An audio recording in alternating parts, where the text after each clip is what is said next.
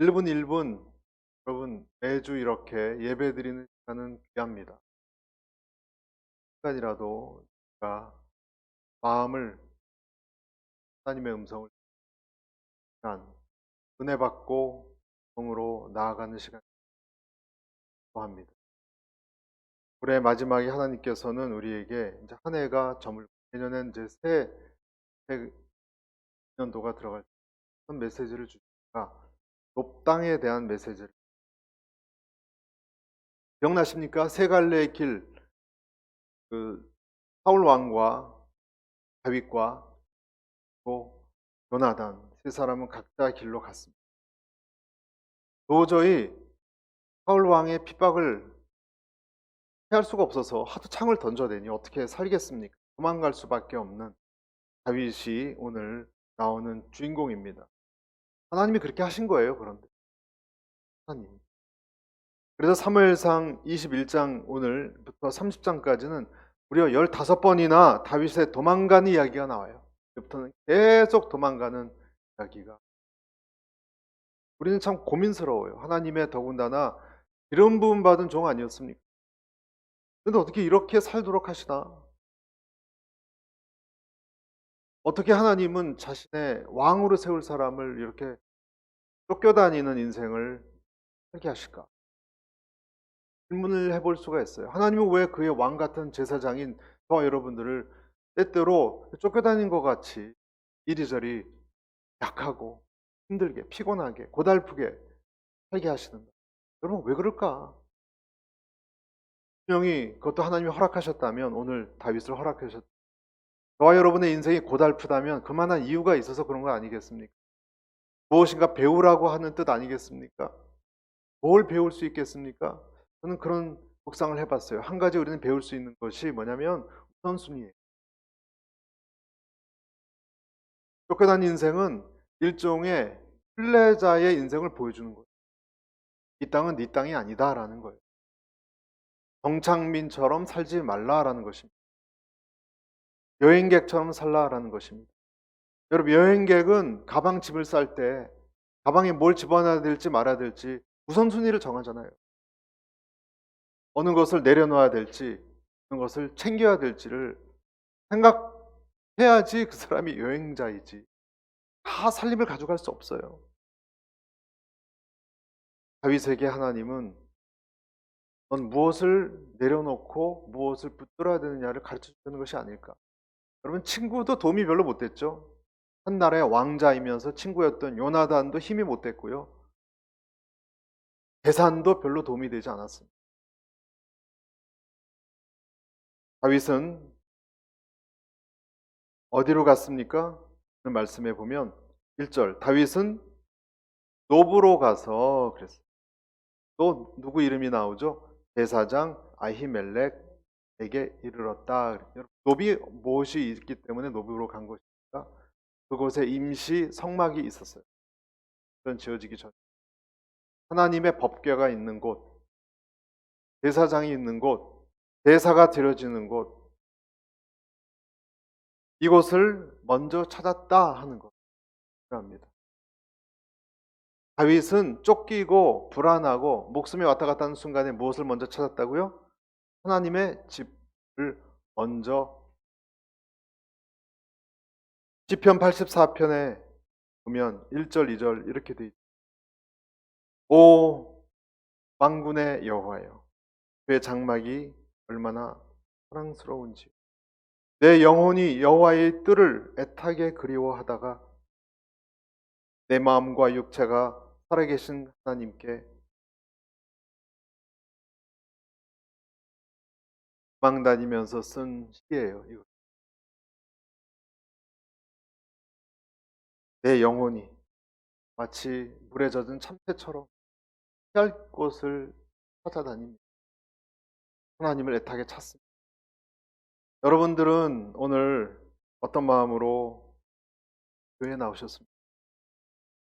친구를 찾아서 나올 수도 있고 또 모르겠어요. 어떤 기쁨을 얻기 위해서 또 시간이 남아서 그럴 수도 있죠. 그렇지만 여러분, 우리는 먼저 하나님을 찾기 위해서 교회 전에, 교회는 하나님을 만나는 곳이고 물론 세상으로부터 피하는 곳이기도 하지만 하나님과 만나는 통로입니다. 그것이 교회입니다. 하늘로 열린 통로입니다. 그래서 어려울 때 여러분 교회를 찾는 것은요, 그 자체로 은혜예요. 아무나 다 그렇게 하지 않습니다.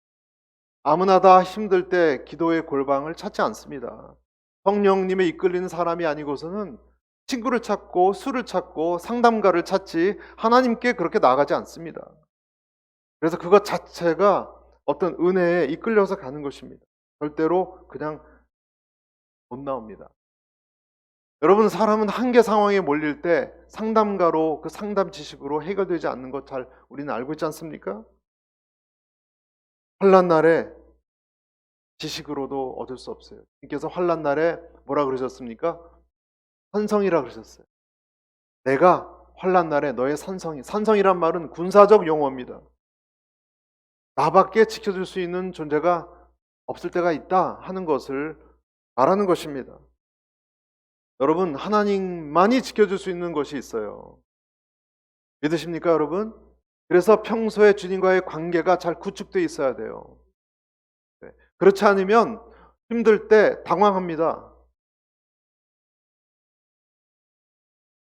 도움을 얻지 못합니다. 힘들 때 도움을 얻지 못합니다. 피할 곳을 우리가 찾지 못하니까. 하나님은 여러분, 자기를 짧은 순간이라도 찾는 사람을 기억하신다는 것, 여러분, 그것을 길이보다 중요한 것이 그런 마음이. 한때 우리나라에서 꽤 유명세를 탔던 윤학열 감독이라는 사람이 있어요. 성열이 아니라 윤학열 감독이. 시트콤 방송 작가고 아주 유명하지는 않은데 무당을 인간 문화재로 만들어주는 일을 많이 해서 무당의 대부라는 별명도 있었습니다. 지금은 완전히 하나님한테,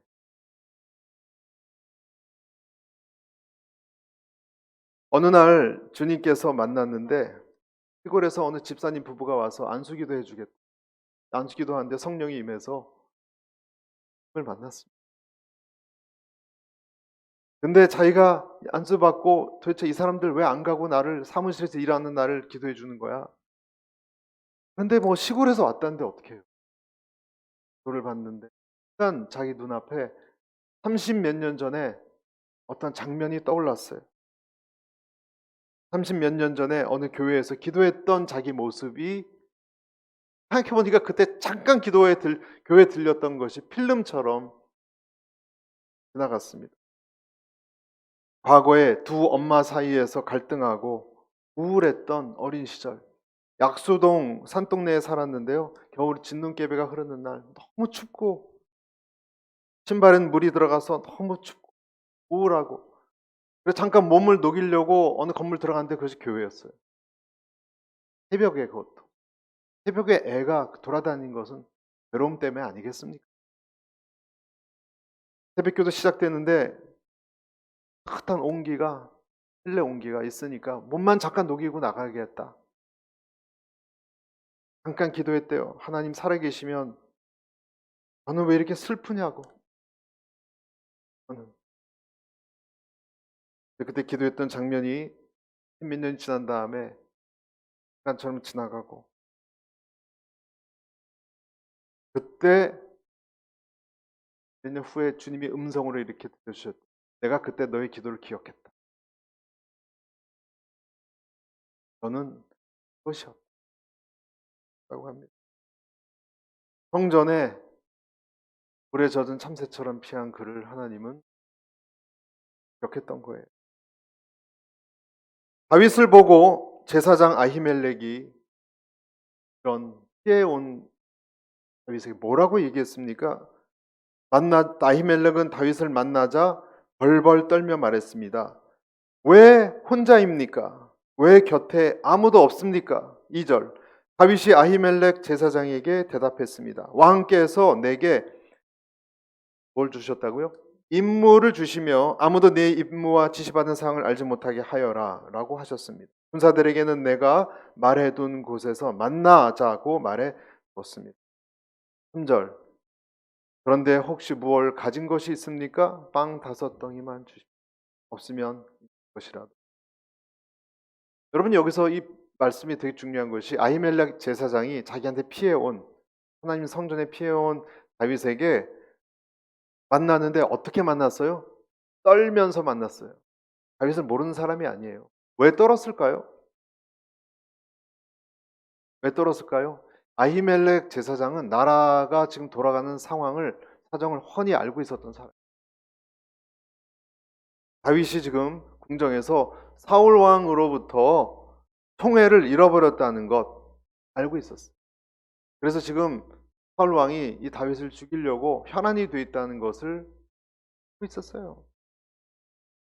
다윗을 가까이 했을 경우에 자기 신변도 위태로워질 수 있다는 것을 갈등이 되는 거예요. 하나님 사람인 건 알겠는데 나 잘못하면 나도 큰일 나는데 떨 수밖에 없죠. 여러분, 제사장들도 떱니다. 다윗도 떨고 제사장도 떨고 다 떱니다. 그만큼 권력자는 무서운 것입니다.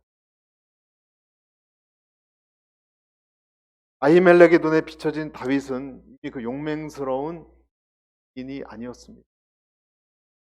이 질문을 받고 다윗도 속으로 떨면서 이렇게 답했죠. 2절에 나왔듯이 나한테 왕이 어떤 비밀스러운 임무를 줘서 행하고 있는 중이고 지금 내 주변에 군사가 없는 것은 어디다 숨겨줬기 때문에 배가 굉장히 고프니까 먹을 것을 달라.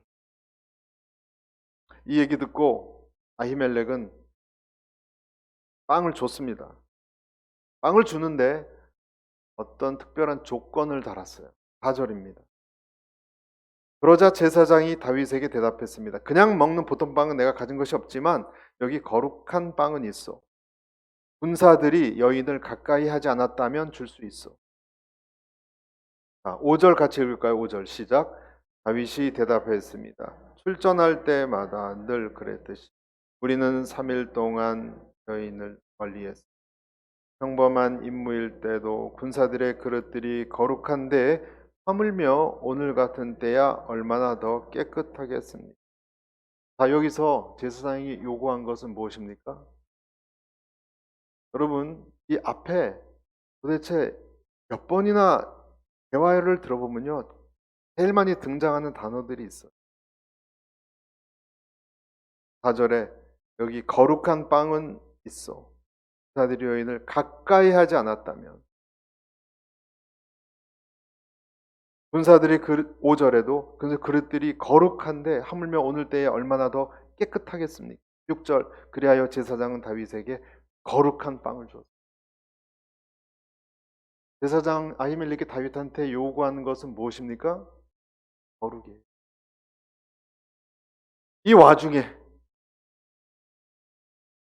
와중에 목숨을 부지하려고 연약하고 떠는 동물처럼 품에 안기기 위하여 뛰쳐들어온 다윗에게 하나님은 제사장 아히멜렉을 통해서 무엇을 부딪히게 하셨습니까? 거룩을 요구했어요. 그것은 하나님의 음성이에요. 너는 거룩해라 라는 거예요. 숨이 할딱거리며 다급한 상황임에도 불구하고 하나님의 엄중한 요구입니다. 이 얘기를 듣고 다윗은 어땠을까요, 여러분? 찔렸죠? 찔렸습니다. 왜냐하면 다윗이 했던 말은 거짓말이니까. 그럼 군사들은 없습니다. 다윗 혼자 도망 나왔습니다. 그리고 왕의 특별한 임무를 수행하는 것도 아닙니다. 쫓겨난 겁니다. 도망쳐 나온 겁니다. 그런데 그럴듯하게 빵을 달라고 거짓말을 그러면서 이 다윗은 제사장을 통해서 자기가 지금 거짓말하고 있는 거 알고 있지만 어떤 음성을 들었을 거예요. 하나님의 음성.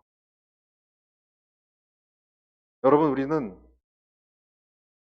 신호를 잘 분별해야 돼요. 하나님이 주신 신호를 잘 분별해야 돼요.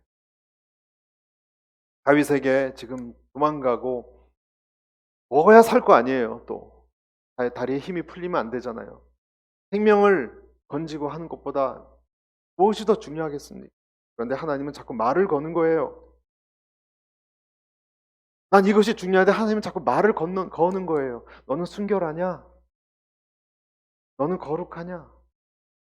너는 정직하냐? 아히멜렉 제사장 다윗에게 그리고 군사들에게 주고자 했던 것은 그것도 일반 떡이 아닙니다. 제사장만 먹을 수 있는 떡이에요. 왜 이것만 남았을까요? 제사 드릴 때 사용하는 떡, 진설병이라 그러죠. 보통 떡은 레헴 홀이라 그러고 이것은 레헴 코데시, 제사장 떡입니다. 일반 떡은 부부관계와 상관없이 먹을 수 있지만 거룩한 떡은 성관계를 자제하고 먹어야 되는 것입니다. 다시 말해서 뭘 얘기하고자 하는 것이냐? 성막은요. 성막은 위로와 안전과 그리고 안식을 얻기 위해서 우리가 찾는 곳이지만 그것만 있는 곳이 아니라는 거예요. 여러분, 교회는요, 환대가 있고 사랑이 있고 안식이 있고 기쁨이 있습니다. 그러나 그것이 본질이 아닙니다. 다가 아닙니다. 사랑받고 위로만 받기 위해서 나오는 것이 교회가 아닙니다. 교회는 당연히 따스함이 있어야 되고 기쁨과 행복이 있어야 되지만 그런 것도 많아요. 공창회만 가도 기뻐요. 자매님들의 사적 모임을 해도 치유가 있어요. 골프 모임에도 행복이 있습니다. 성소에서 먹는 떡은 그것이 주된 목적이 아니에요. 거룩한 떡은 육체의 떡이 아니고 영혼을 살리는 떡이기.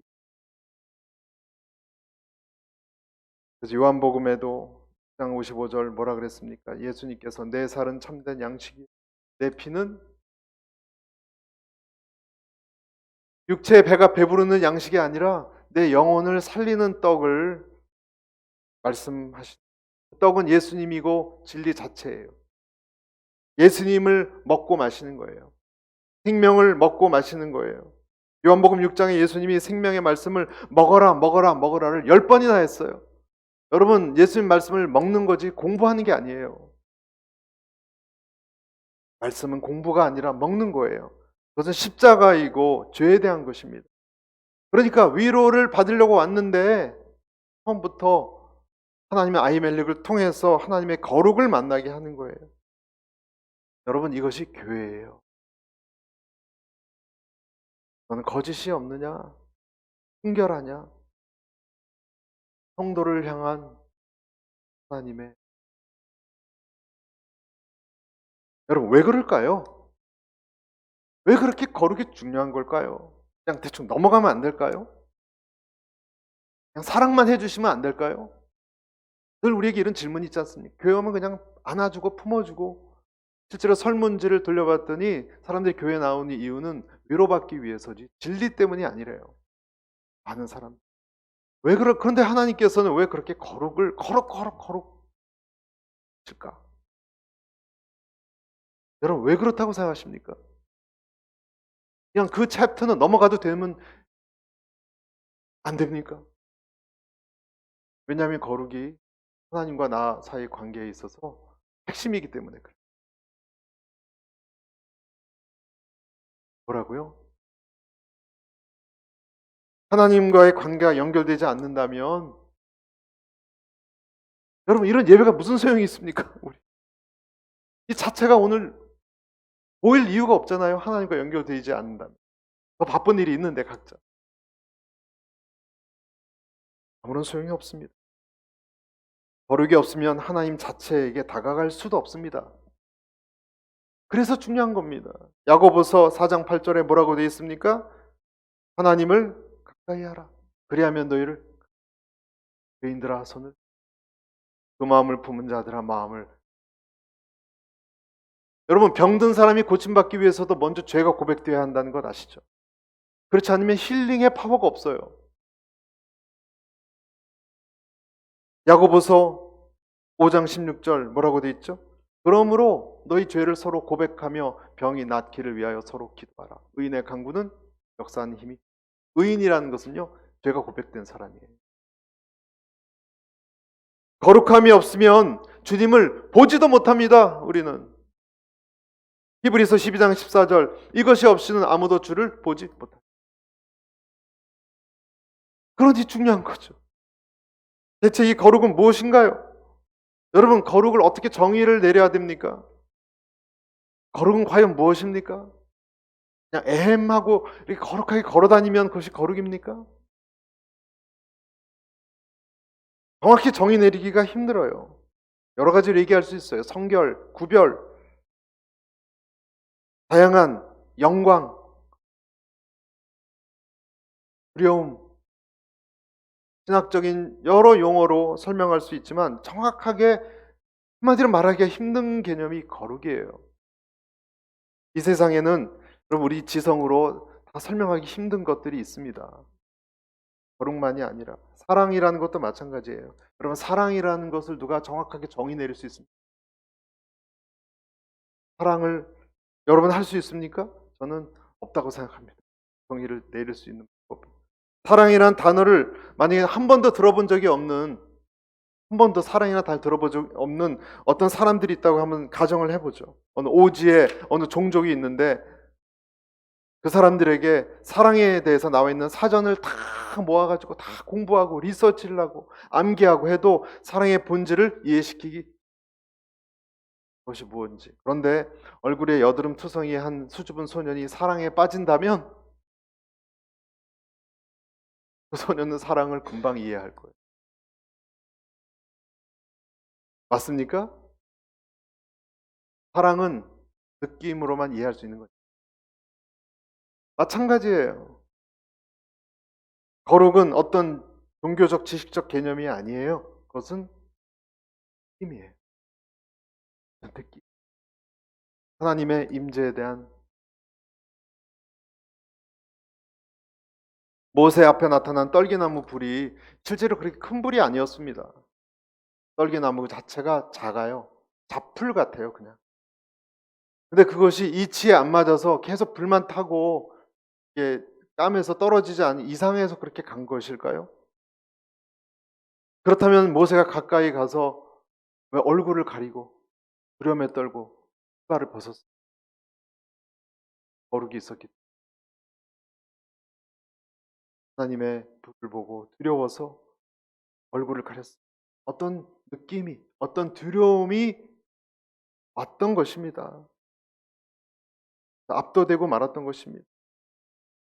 하나님의 임재가 나타났을 때 이스라엘 백성들은 뭔가 압도되는 느낌을 받았습니다.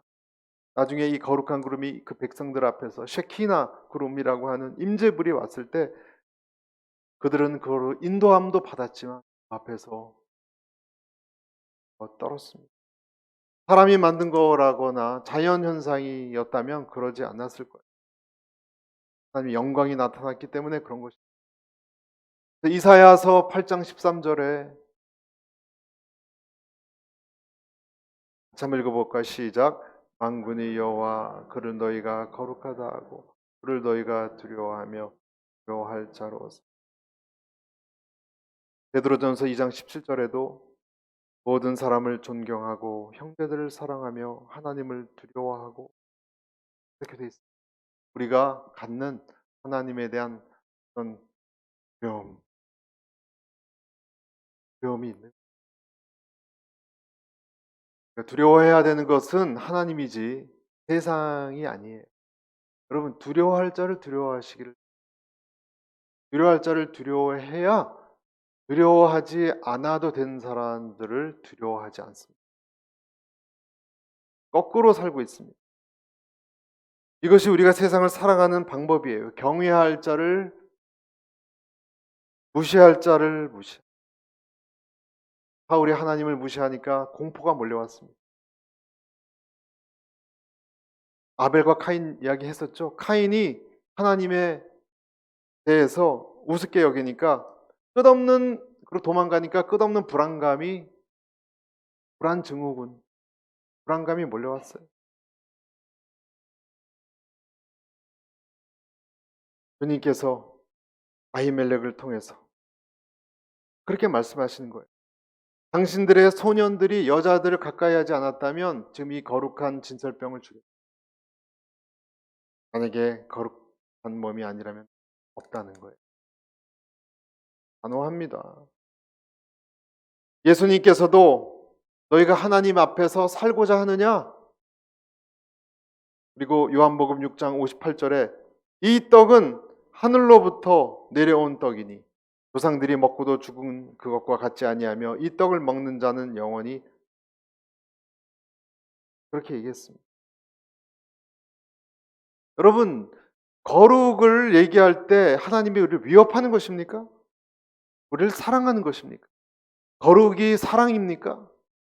우리 어떻게 이해해야 됩니까? 거룩은 구별이라 그랬어요. 그렇죠? 두려워하는 것이라 그랬어요. 왜 하나님은 그렇게 거룩을 이야기하시고 거룩의 하나님은 따로 있고 사랑의 하나님은 따로 있습니까? 그런 것이 아니죠. 이렇게 질문해도 될 것 같아요. 낭떠러지에서 떨어질 사람을, 아들을 어깨를 콱 붙잡는 하나님, 구별시키는 하나님이 사랑의 하나님입니까? 사랑이 없는 하나님입니까? 우리를 구별시키는 하나님은 내가 두려워 떨어야 될 자로부터 우리가 떨어야 하고 떨지 말아야 될 자를 떨지 말게 하는 그 구별을 시키는 그런 자 아니겠습니까? 이런 말은 여러분 쉬운 말은 아니에요. 우리가 하나님의 사랑을 알지만 하나님의 거룩까지 진입해 들어가는, 이해하는 것은 사실은 모두가 그렇게 하는 것은 아니에요. 예수님께서도 이 떡은 하늘로부터 내려온 떡이고 내가 내 몸이 살과 피다라고 얘기했을 때 사람들이 뭐라고 반응했냐면 어렵도다 어렵도다 그랬어요. 어렵도다 어렵도다. 뒤에서 수근수근 거렸습니다. 여러분, 하나님의 거룩한 임재를 경험해 보지 못한 사람, 아까 제가 느낌이라 그랬잖아요. 그런 사람들에게는 과연 주님을 향한 두려움이 나를 지키고 나를 사랑하시는 하나님이라는 것을 느끼는 것이 여러분 가능할까요? 가능할까요? 저는 어렵다고 봐요. 하나님의 이 임재를 느껴보지 못하면 어렵다고 봐요. 주님을 사랑해 보지 않으면, 주님께 헌신해 보지 않으면 주님에 대한 사랑의 마음, 헌신할 때 사랑의 기쁨과 헌신의 아픔을 이해를 할까요? 어렵다고 봐요. 똑같이 교회를 다니지만 어렵다. 그래서 예수님께서도 수근거리는 사람에게 이렇게 말씀하셨어요. 하나님께서 이들을 나한테 이끌지 않으면 아무도 내게 올 수 없다 그랬어요. 여러분, 똑같은 이야기를 듣고 어떤 사람들은 도리어 나를 팔아넘길 것이다. 그러나 도리어 어떤 사람들은 나를 따를 것이다. 여러분, 이것이 딱딱한 빵입니다. 여러분, 우리는 하나님이 안식이나 위로 사랑을 주시면 좋아하지만 거룩을 요구하면 굉장히 불편해합니다. 여러분, 갈등합니다. 그러나 그것은 오해입니다. 그것은 나를 살리기 위한 거룩입니다. 아멘. 거룩은요, 하나님 줘라고 하는 게 아니라 나를 살리기 위한 거예요. 그것이 다윗을 향한 시험의 핵심인 것을 아십니까? 그렇지 않으면 처음부터 하나님이 왜 다윗을 도망가게 했을까요? 처음부터. 나중에 위로를 주고 치유를 해주는데 처음부터 하나님의 어떤 목적이 있지 않으면 이 여정 자체를 왜 시작하게 했을까요? 이미 왕으로 기름 부음을 받았는데. 이상하지 않습니까? 하나님의 의도가 있는 거예요. 의도가 있는, 거룩의 싸움을 싸우라는 거예요. 우리에게도 똑같습니다. 하나님은 우리에게 능력이 없으십니까?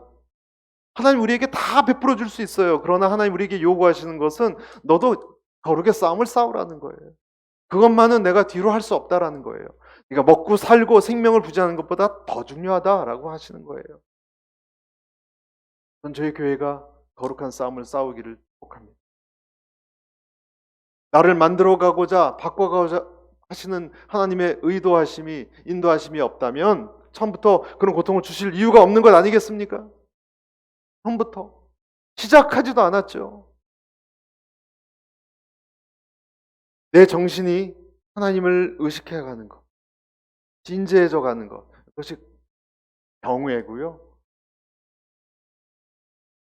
하나님에 대해서 민감해져 가는 것. 너는 무엇을 더 신경 쓰느냐? 너의 자존심이냐? 너의 소유냐? 너의 욕심이냐? 내 뭔가 욕심을 채우려고 나의 전에 왔느냐? 아니면 하나님이냐? 분하십니다. 이것이 이 자체가 여러분 이거 자체가 신앙의 여정이에요. 그리고 이것을 통과한 사람들은 알아요. 여러분 통과하셨습니까? 그 의도를 이해하십니까?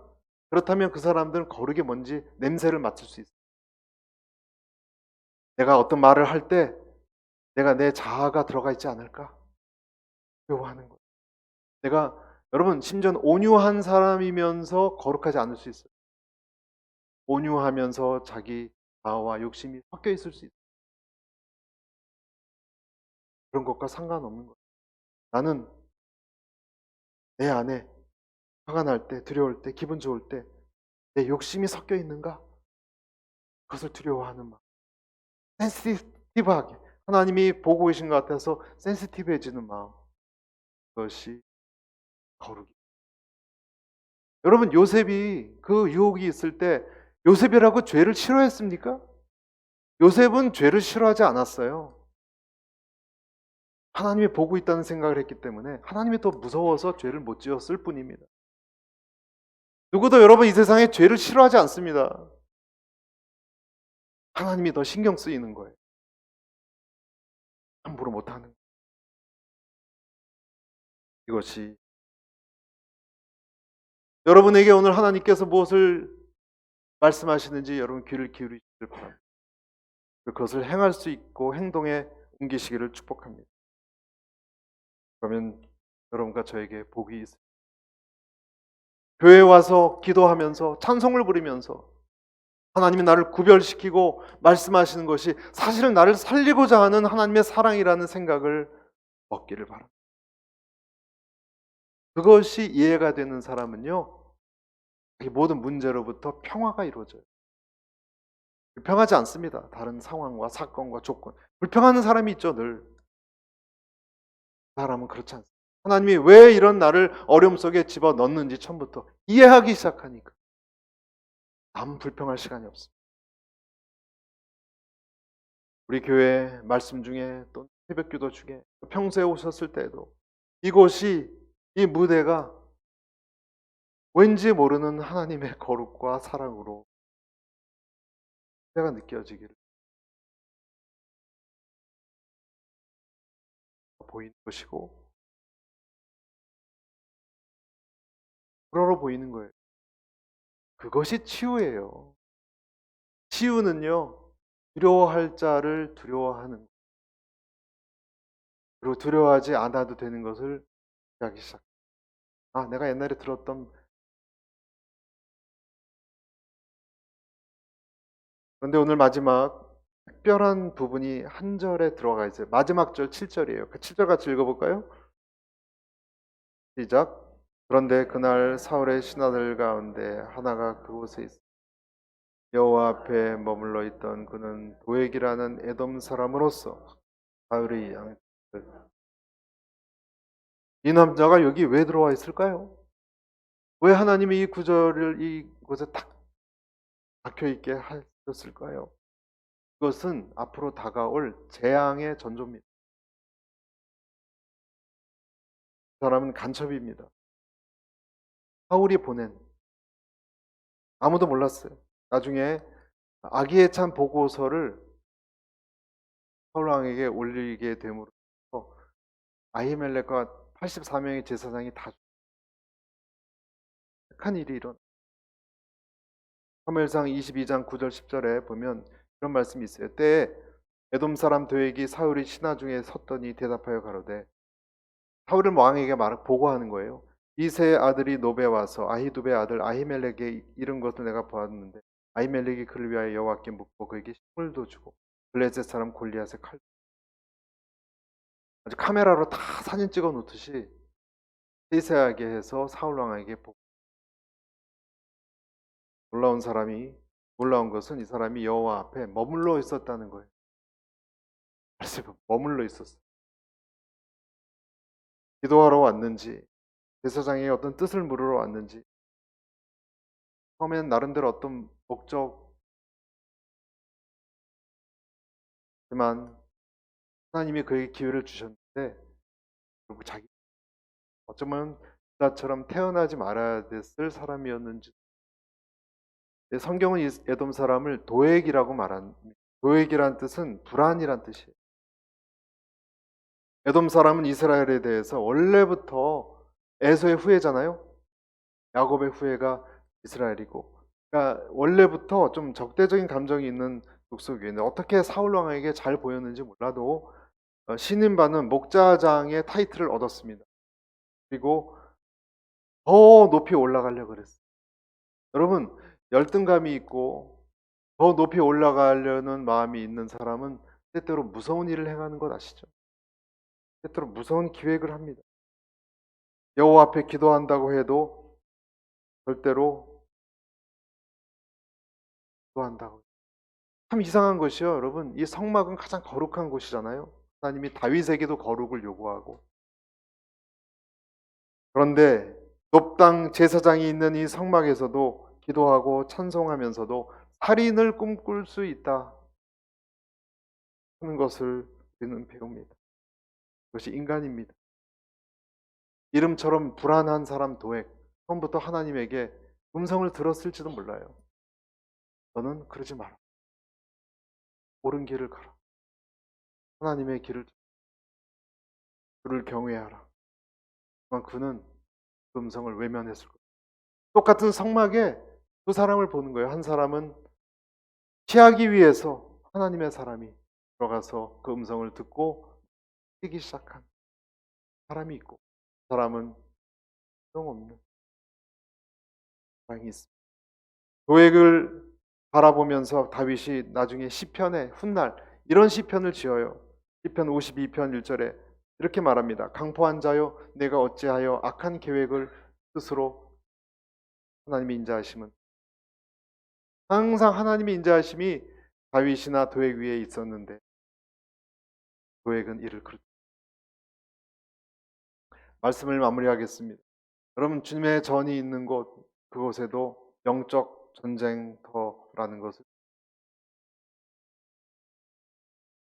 그것에 하나님 우리에게 위로를 주시고 안식을 주십니다. 하나님의 사람에게도 악인에게도 하나님은 찔림을 주십니다. 그 찔림은 생명으로 나아가는 찔림이에요. 경외감을 갖게. 그 훈련을 다윗은 달게 받고 있었습니다. 여러분은 옆에 마귀의 도전이 있고 훈련을 달게 받는 새해를 맞이하면서 님 앞에 훈련 속에 거룩으로 나아가신 우리 교회와 여러분 모두가 되시기를 축복합니다.